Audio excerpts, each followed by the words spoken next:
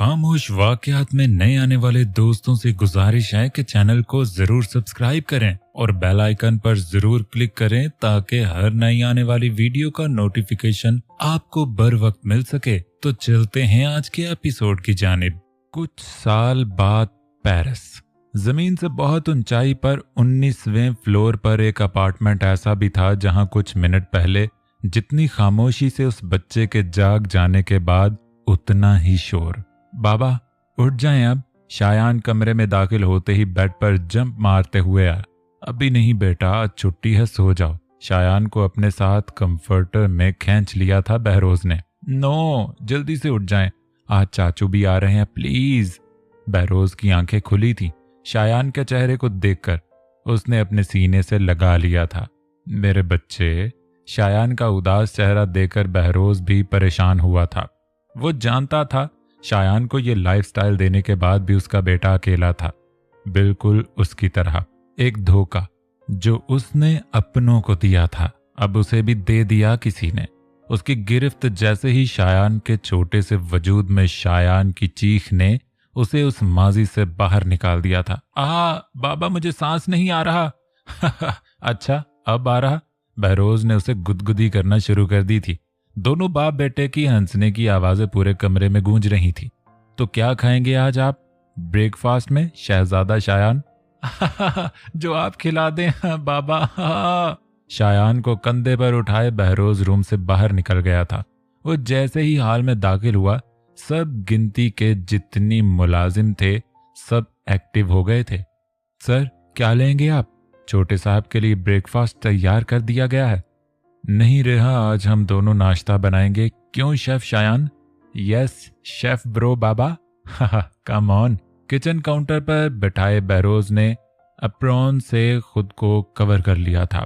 बाहर मुलाजिम जो किचन के दरवाजे पर खड़े दोनों बाप बेटे को देख रहे थे, वो एकदम से छुप गए थे।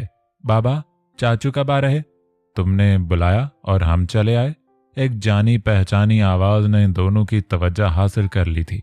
ज़रकान चाचू, वाओ आप आ गए। वो जम करते हुए दरवाजे पर खड़े बहरोज के कजन की तरफ भागा था, जो सबसे छोटे चचा वजदान का बेटा था। मैंने वादा किया तो आना तो था। कम ऑन गिव मी अ हग। वो घुटनों के बल जैसे ही भागा, शायान भागते हुए उसके गले लगा था और ज़रकान ने उसे गोद में उठा लिया था। आज हम लेकर आए हैं अपने चैम्प के लिए PS4, ढेर सारी चॉकलेट्स और खूब सारे गिफ्ट्स। वाओ कहाँ है सब?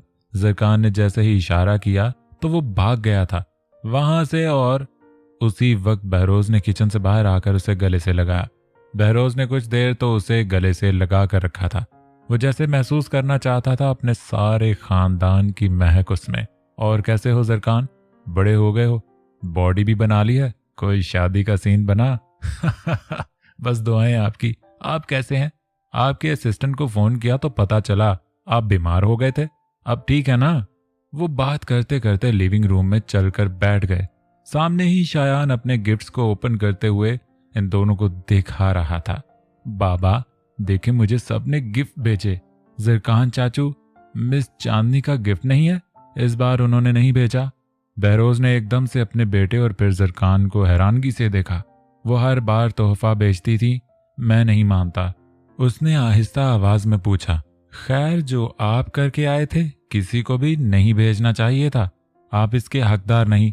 मगर वो मासूम बच्चा है जो अपने हर खत में पूरे खानदान से ना मिलने का गिला करता रहता है। इत्तेफाक से एक खत चांदनी के भी गोशगुजार हुआ। बहरोज ने मुट्ठी बंद कर ली थी अचानक से। आपने पूछा शादी की? खैर से बच्चियों की शादियां हो रही हैं पर घर के मर्दों की नहीं। लोगों को लगता है हम हाकिम खानदान के मर्द ऐन निकाह वाले दिन इनकार कर देंगे, जैसे चांदनी बाजी के साथ हुआ। अब बहरोज की बर्दाश्त से बाहर था। वो सीट से उठ गया था। मैं रात को डिनर पर मिलता हूँ, एक जरूरी मीटिंग है। संडे को भी ऑफिस खुलता है आपका? शायान हंसा तो इन दोनों को पता चला कि वो सब बातें सुन रहा था। हाँ संडे को भी खुलता है, पर बाबा आप तो संडे को नहीं जाते। आज जा रहा हूँ। और ज़रकान जाने की हिम्मत भी मत करना यहाँ से, मैं आकर बात करता हूँ।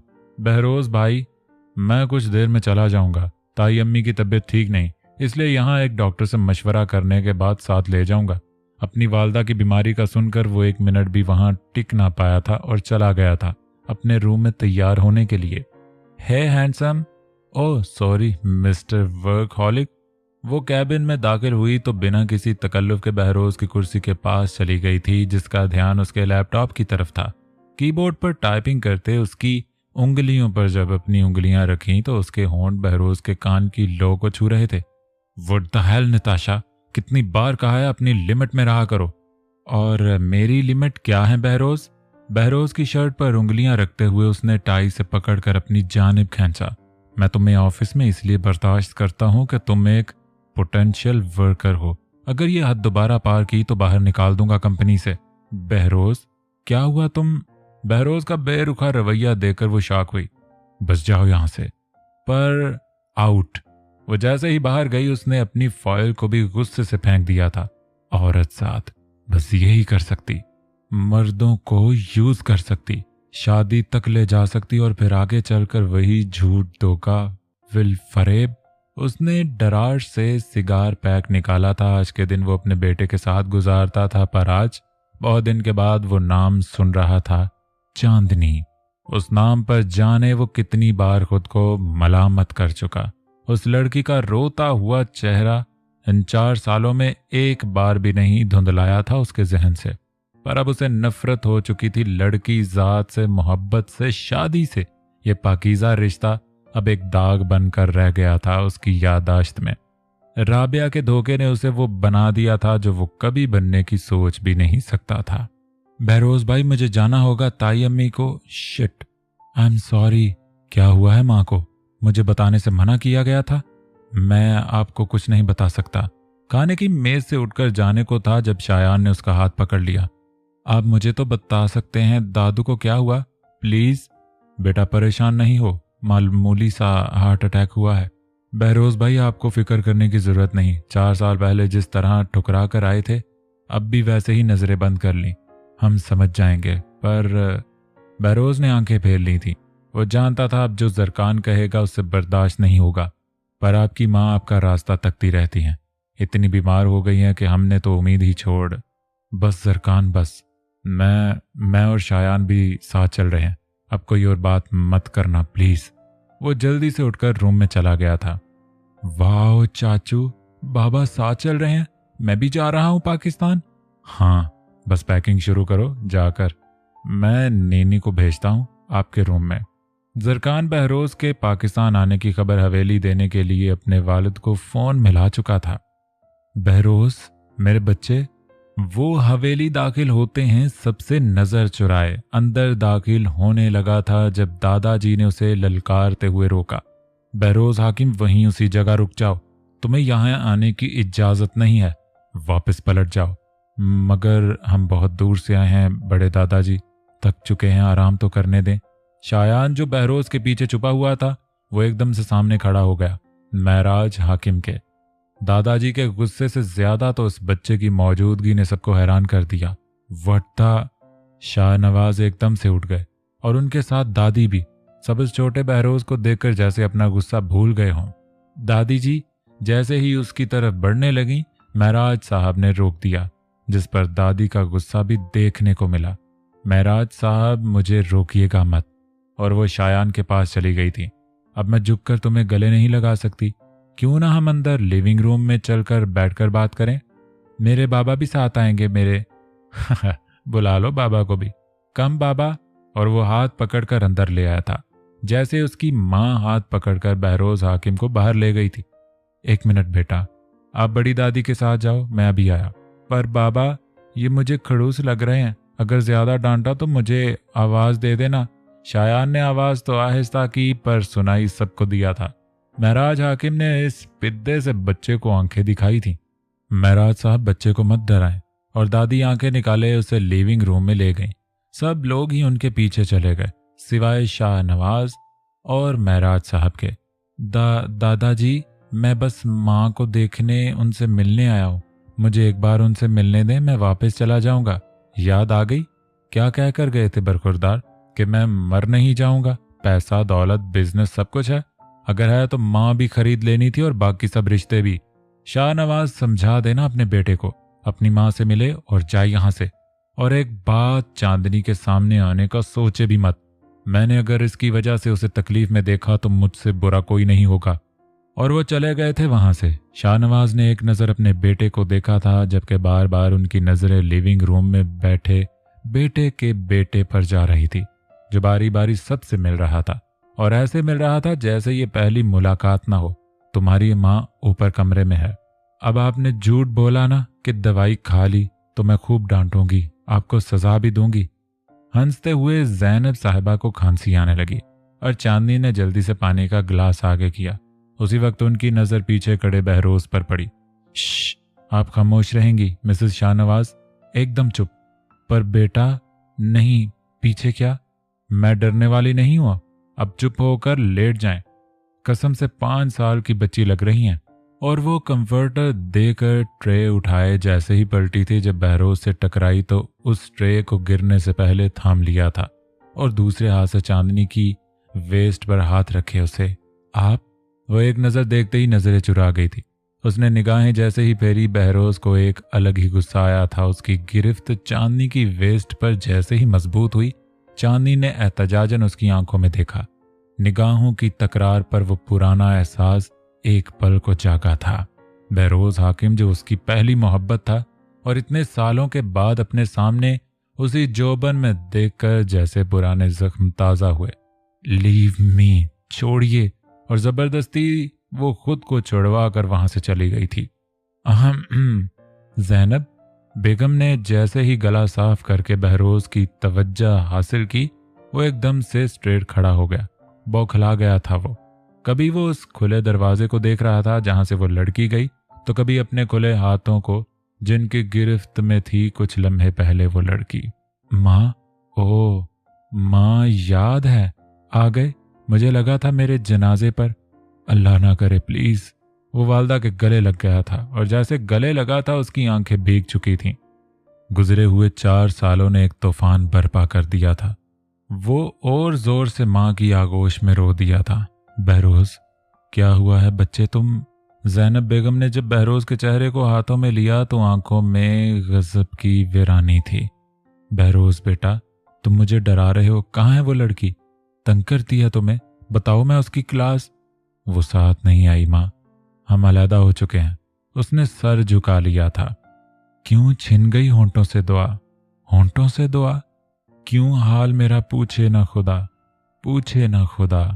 रात के इस पहर चादर ओढ़े वो लॉन में आ बैठी थी। आज हवेली के अंदर उसे माजी काट रहा था और इस शख्स की मौजूदगी, जिसने किसी और से शादी करने से पहले एक बार ना सोचा, एक बार भी। आंखें उठी तो पलकें भारी हो गई थीं। एक एक करके आंसू छलकते गए और 4 साल उसे याद दिलाते गए। माजी के वो ताने जो बहरोज हाकिम ने निकाह वाले दिन उसे दिए थे। सब बरादरी के सामने वो उस दिन सर उठाए खड़ी थी। वो शर्मिंदा क्यों होती? उसे कहीं ना कहीं लगता था बहरोज अपना खून है, तायाजाद है। एक बार तो पशेमा होगा, एक लफ्ज तो बोलेगा। पर आज भी वो शख्स वैसा ही रहा, अकड़, मतलब परस्त, खुद परस्त। हे मिस चांदनी, हाय। इस आवाज पर चांदनी ने चादर से अपना चेहरा साफ कर लिया था। वो नजरें फेर रही थी और शायान सामने आकर खड़ा हो गया था। उस बच्चे को देखकर बेसाख्ता उसकी आंखें भर आई। बार बार एक ही सवाल रक्स कर रहा था उसके दिलो दिमाग में। अगर इन दोनों की शादी हो जाती तो सामने खड़ा ये खूबसूरत बच्चा इनका होता। मिस चांदनी, ये सब पेट्स आपके हैं? मैं काफी दिन से आ रहा हूँ इनके पास। क्या मैं यहाँ बैठ जाऊं? रात बहुत हो चुकी, मुझे नींद आ रही थी। हमें हवेली आए पूरा हफ्ता हो गया और आप आज नजर आ रही हैं। मैं पसंद नहीं आया। वो चांदनी का हाथ पकड़ चुका था। देखो बेटा, ऐसी बात नहीं, मुझे नींद। सब बता रहे थे आप लेट तक जागती। उफ, ये कौन मेरी डायरियां देता है? वो वापस बैठ गई, पर बैठे से पहले शायान को सामने वाली कुर्सी पर बैठाया था उसने। मैं पूरा दिन आपको ढूंढता रहता हूँ तो दादी और बड़ी दादी बताती हैं दोनों जासूस हैं मेरी। आप हंसती हुई बहुत अच्छी लगती हैं। शायान के कहने की देर थी, उसकी हंसी भी गायब हो गई थी और बालकनी पर खड़े शख्स के माथे पर शिकन आ गए थे, जो कुछ मिनट पहले ही अपने बेटे को ऐसे केयर फ्री बातें करते देख रहा था। उस दिन के बाद आज वो उस लड़की को देख रहा था जो पिछले दिनों से उसे मुकम्मल इग्नोर कर रही थी। जहां जाता था वहां से गायब हो जाती थी, हत्ता कि पूरी हवेली में उसका नामो निशान नजर नहीं आता था। वो इस बात पर यकीन करने लगा था कि वो अब हवेली नहीं रहती, जैसे उसने निकाह वाले दिन कहा था कि वो चली जाएगी। क्या आप मुझे भी खेलने देंगी इनके साथ? सोचने दे मिस्टर। शायान बहरोज हाकिम, उसके पूरे नाम ने एक चुभन छोड़ दी थी, पर वो मुस्कुरा दी थी। ओके, तो मिस्टर शायान आप खेल सकते हैं, पर सुबह। इस वक्त मेरे बेबी सो रहे। आपके बच्चे हैं? वाओ। वो उठकर चांदनी के पास आया था और गाल पर बोसा देने के बाद उसके गले से लगा था हंसते हुए। चांदनी के दोनों हाथ वहीं रुक गए थे। उसमें हिम्मत नहीं रही थी इस बच्चे को गले से लगाने की। I like you miss Chandni, good night. बाबा वेट कर रहे। आ रहा हूं बाबा। वो ऊपर देखकर शाउट आउट करता और एक बार फिर चांदनी के गाल पर बोसा देकर अंदर चला गया था और चांदनी पत्थर बनी रह गई थी। ठंड बहुत हो रही है, अम्मी बुला रही हैं, कमरे में जाएं। बहरोज बालकनी से चिल्लाया था, पर चांदनी ने नजरअंदाज कर दी उसकी बात और वो वहीं बैठी रही। वो मुड़कर उस शख्स की तरफ एक नजर नहीं देखना चाहती थी और वो वहीं खड़ा रह गया था उस बालकनी में। बाबा। बहरोज को अंदर से आवाज आई तो वो उस लड़की के जादुई हिसार से बाहर आया था। उसने एक नजर नीचे खाली जगह को देखा और फिर बालकनी का दरवाजा बंद करके वापस अंदर रूम में चला गया। बाबा, कब से आवाज दे रहा था, आ जाए, मुझे नींद आ रही।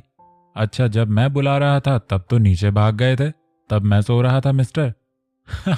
अगर नीचे ना भागता तो मिस चांदनी से बात ना हो पाती, पूरा दिन तो वो मिलती नहीं। अब मैंने सोच लिया है इस वक्त उनसे मिलने जाया करूंगा।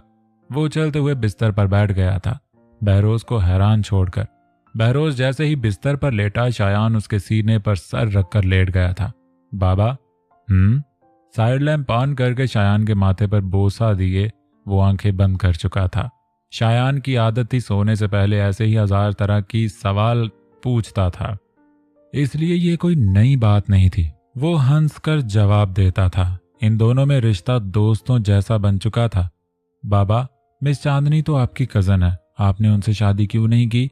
वो हमारे पास तो होती ना। मामा पास नहीं। बहरोज की उंगलियां रुक गई थी शायान के बालों पर। आंखें खोलकर उसने एकदम से देखा तो शायान उसी की तरफ देख रहा था। शायान, सो जाओ। बाबा, मिस चांदनी की बातें सब करते हैं, दादा दादी चाचू सब, वो इतनी अच्छी क्यों है? मैंने कहा ना सो जाओ। ओके। और वो उठकर दूसरी तरफ सो गया था। पिछले 4 साल में उसका बेटा पहली बार मुंह फेर कर सोया था उससे। तुम सबको तो हासिल कर चुकी हो चांदनी, पर मेरा बेटा नहीं ले सकती। मैं कल ही अम्मी से कहूंगा हमारी वापसी का। वो डर गया था। उसके पास क्या रह गया था सिवाय शायान के?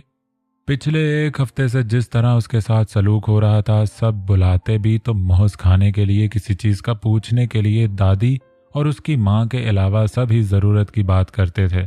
विजदान चचा की फैमिली की चकनी चौपड़ी बातें भी उसे कायल नहीं कर पा रही थी और उसने फैसला कर लिया था कि वो कल बात करने के बाद वापस चला जाएगा। पर उसे मालूम नहीं था इस बार उसकी एक नहीं चलनी थी। इस बार किस्मत ने अपना आप मनवाने का फैसला कर लिया था।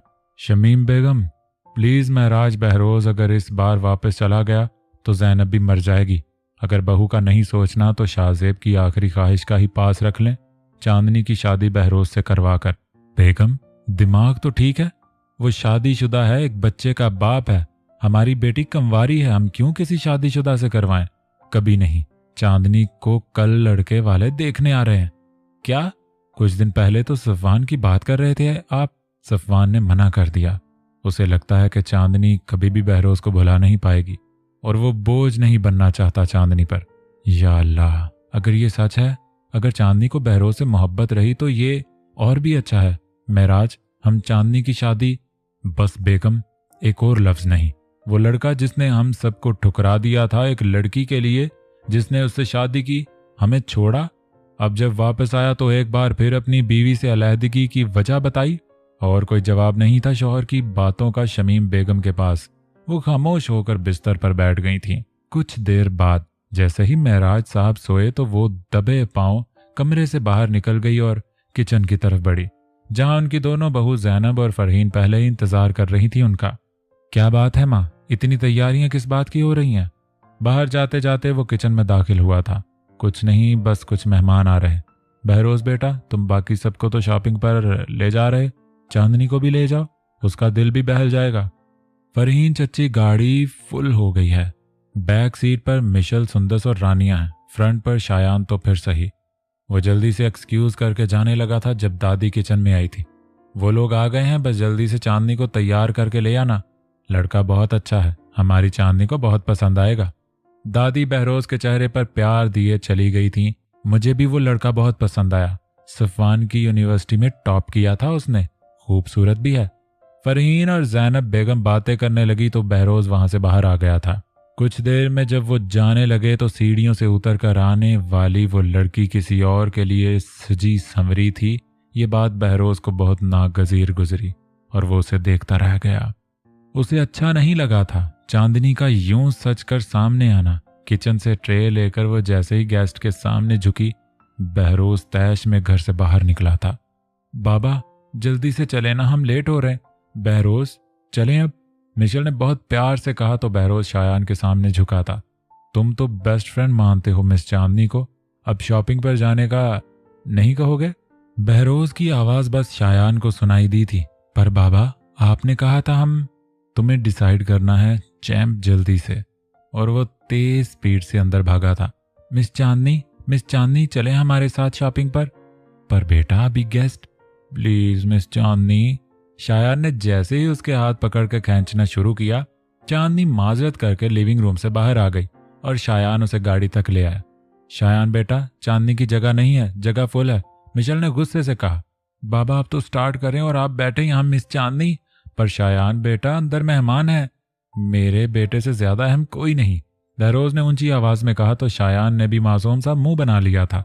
इट्स ओके बाबा, शायद वो ज्यादा इंपॉर्टेंट है। उफ अल्लाह। चांदनी ये कहते ही बैठी थी फ्रंट सीट पर। और अब आप कहाँ बैठेंगे मिस्टर शायान? मैं बोल रही। शायान चांदनी की गोद में बैठ गया था और दरवाजा बंद कर लिया था उसने। चलें बाबा। पीछे बैठी तीनों कजन्स के मुंह खुले रह गए थे। बगीचे के माली से लेकर ड्राइवर तक सबके मुंह खुले रह गए थे। और बहरोज हाकिम कुछ मिनट तो वो पत्थर बनकर रह गया था शायान को चांदनी की गोद में बैठे देख। ये सीन, ये ख्वाब, ये ख्वाहिश उसकी भी थी, पर अपनी बीवी को लेकर, जो कभी पूरी ना हो सकी। और अब जब पूरी हुई तो वो लड़की किसी और की होने जा रही थी। शायान खुशी से कभी चांदनी के सीने पर सर रख लेता तो कभी उसके गाल पर बोसा देता। चलें बाबा। और उसने गाड़ी स्टार्ट कर दी थी। हमें अच्छा नहीं लगा चांदनी जिस तरह से उठकर चली गई। मिसेस तौहीद ने अपनी नाराजगी का इजहार किया तो दादाजी ने अपनी बीवी और बाकी खातून खाना को एक नज़र देखा। वो एक नज़र काफ़ी थी। देखें बहन जी, वो बच्चा चांदनी को बहुत प्यार करता है। अगर चांदनी ना बात मानती तो उसने उदास हो जाना था। शाहनवाज साहब को तो एक्सक्यूज देना भी नहीं आ रहा था। और इस वक्त थे भी वो बुजुर्ग, घर के बड़े, वहां मौजूद मेहमानों में। इट्स ओके शाहनवाज, मैं समझ सकता हूँ। शाजिया भी बस ऐसे ही कह रही। क्यों शाजिया? तौहीद साहब ने वाइफ को एक इशारा ही किया था जो घबरा गई थी। और फिर अगले 2 घंटे वो लोग गपशप चांदनी की बातों में मसरूफ रहे, या फिर अपने बेटे साकिब की। साकिब कभी कभी गुफ्तगू में हिस्सा लेता तो कभी कभी रूम से बाहर देखता। वो फिर से चांदनी की एक नज़र देखने को बरकरार था। मौसम अचानक खराब हो गया। हमें अब चलना। ऐसे कैसे? हमारी बहू बहुत मज़ेदार पकौड़े बनाती हैं, चाय पिए बगैर आपको जाने नहीं देंगे। तब तक चांदनी भी आ जाएगी। दादी जान की कहने की देर थी, वो सब बहू वहां से बाहर चली गई थी किचन में। और जब कुछ देर में बारिश शुरू हुई तो साकिब कॉल के बहाने से बाहर आ गया था। वह जैसे जैसे कदम बढ़ा रहा था उसी वक्त बहरोज की गाड़ी अंदर दाखिल हुई। बाबा थैंक यू, मैं दादी को अपनी चीजें दिखा दूं। थैंक यू बहरोज भाई, बहुत मजा आया। पिछली सीट भी खाली हो गई थी। शायान भी अंदर भाग गया था। और जब चांदनी ने बाहर जाने के लिए दरवाजा खोला तो बहरोज की नजर उस अनजान लड़के पर गई जो उनकी तरफ ही देख रहा था। आपके यहाँ शुक्रिया अदा करने का रवाज नहीं है मिस चांदनी। आपने जिन पर फेवर किया था वो शुक्रिया अदा कर गए हैं मिस्टर बहरोज। और वो जल्दी से उतरी थी। दरवाजा बंद किए जैसे ही जाने लगी, पीछे से किसी ने उसका दुपट्टा खींचा और गुस्से में उसकी मुट्ठी बंद हो गई थी। बहरोज छोड़े मुझे। मैंने पकड़ा कब था? बहरोज सामने खड़ा था और चांदनी ने पीछे मुड़कर देखा तो गाड़ी के दरवाजे में दुपट्टे का पल्लू अटक गया था। उफ़ो, इसे भी अभी अटकना था, वो गुस्सा करते कहती है। बहरोज अंदर जाने की बजाय उसकी तरफ बढ़ा था।